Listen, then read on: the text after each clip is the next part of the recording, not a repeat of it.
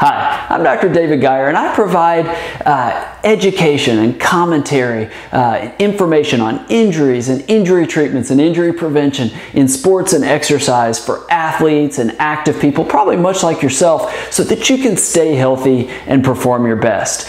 And one of the huge challenges that we have in our society, and one of the reasons I'm so passionate about exercise and sports, is we have a huge problem about childhood obesity. So I'm a huge fan of getting kids to play sports, not just for physical activity and obesity reasons, but for all sorts of other reasons that we'll certainly talk about in future videos. But we really have a problem with childhood obesity. The rates have never been higher. I think the last I heard is like 30% of kids are now classified as obese. So this is a huge problem. And with the schools cutting back on physical education, when I was in school, I had PE class every single day. That doesn't happen anymore. I mean, kids at best may have one day a week with this drive to get better test scores, and they need more time with math and more time with reading. So PE is being cut down more and more. So we need to find ways to get kids more active when they get home.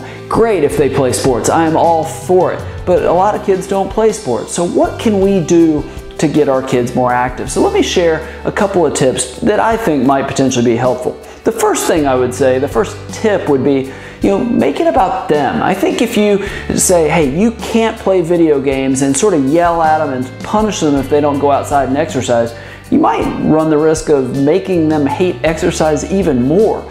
So yes, obviously, get them away from the video games, but let them do things that they might want to do. Let them try different physical activities and find something that they may like. Let them experiment with a lot of different types of things. Maybe it's playing sports. Maybe it's going out to the park with their friends, playing pickup basketball in the driveway, throwing the football around the front yard. There's a lot of things that they could try, and maybe they'll find something that they really like. Plus, they might get to spend time with their friends, which might be good as well.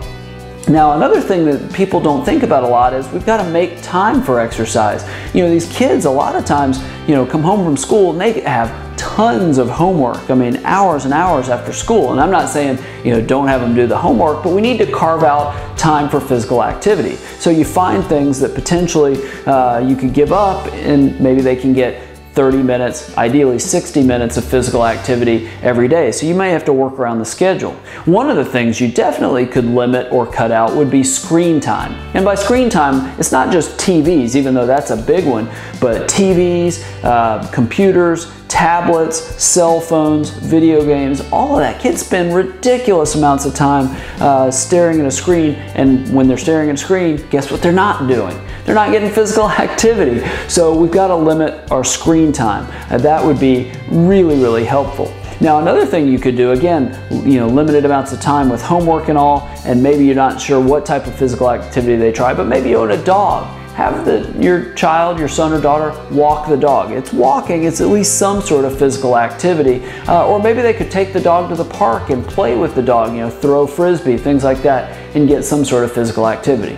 Or do things as a family. Maybe mom and dad and the kids can go on a bike ride, or maybe you can walk down the street to the park and play as a family. Certainly good for physical activity, plus it might build some family bonding, which can be really important.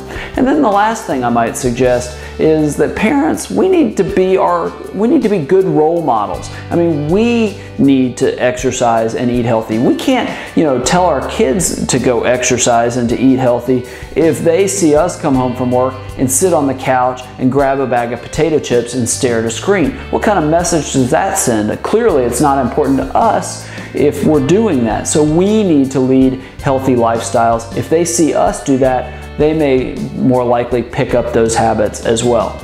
Do you have any other suggestions? I would love to hear them. It's a huge problem, so I would love any suggestions to get more kids active. So below this video, leave your comments. I would love to hear what you think, and I'll try to respond to your tips too. I think we all need to get more involved in getting kids more active. Now, if you like videos like this and want more information on injuries and injury treatments and injury prevention, subscribe to my video channel. I record 1 or 2 of these videos every week, and I'll deliver them directly to you.